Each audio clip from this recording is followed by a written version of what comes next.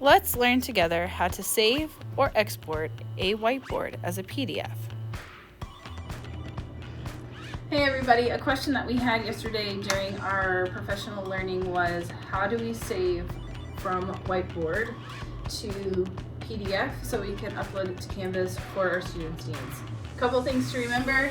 You need to make sure that you are signed in up here using your Microsoft credentials, either with your companion app or by typing in your information using your face over here in the bottom right hand corner.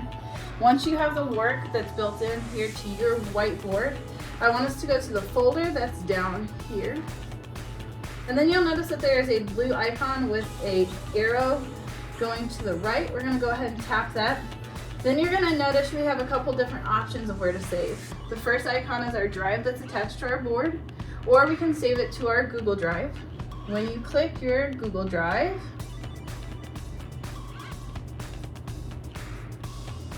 then you can select which folder you would like to. Since we already have our myViewSonic bound to our device, we can scroll down until we find in My Drive.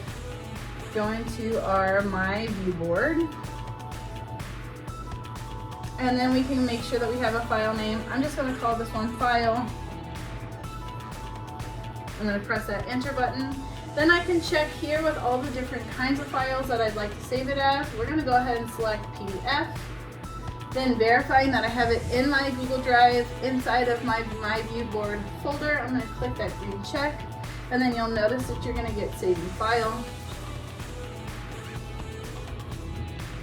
And then there you go. It is saved already there to your Google Drive. Thank you for watching. Please reach out to your digital learning coaches for further support.